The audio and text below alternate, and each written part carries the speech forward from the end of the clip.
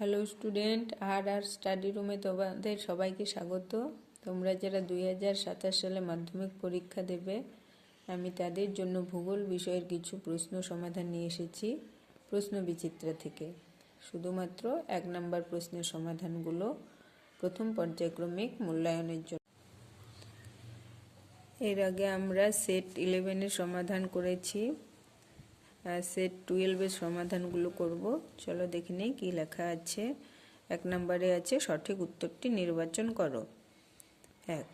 নিম্নভূমির উচ্চতা বৃদ্ধি পায় আরোহণ প্রক্রিয়ায়। 2. বহির্বিধৌত সমভূমিতে বড় বড় বরফখণ্ড জমে পরে এই বরফ গলে গিয়ে সৃষ্ট গর্ত বা অবনমিত অংশকে বলে ক্যাটল। মরুভূমিতে শুষ্ক নদীখাতকে বলে ওয়াদি। 4. ভারতের দীর্ঘতম হিমবাহ সিয়াচেন। 5. দাক্ষিণাত্য মালভূমির সর্বোচ্চ শৃঙ্গটি হল আনাইমুদি। 6. ভূ আন্দোলনের ফলে বারংবার উত্থান ও নিমজ্জনের কারণে মালাবার উপকূলে যে জলাভূমি সৃষ্টি হয়েছে তাকে বলে কয়াল। 7. ভারতে বৃষ্টির জল সংরক্ষণে অগ্রণী রাজ্য হল তামিলনাড়ু। 8.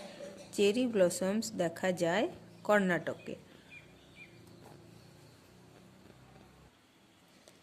এখানে 2 নম্বরে আছে শুদ্ধ অশুদ্ধ। এই প্রশ্নের উত্তরগুলো আমি খাতায় করে রেখেছি, তোমরা দেখে নাও। শুদ্ধ অশুদ্ধ। একে আছে অক্ষাংশের ভিত্তিতে হিমরেখার উচ্চতা পরিবর্তিত হয়ে থাকে, এটা হবে শুদ্ধ। 2. ভারতের সর্বোচ্চ মালভূমি হলো ডেকান ট্র্যাপ, এটা অশুদ্ধ।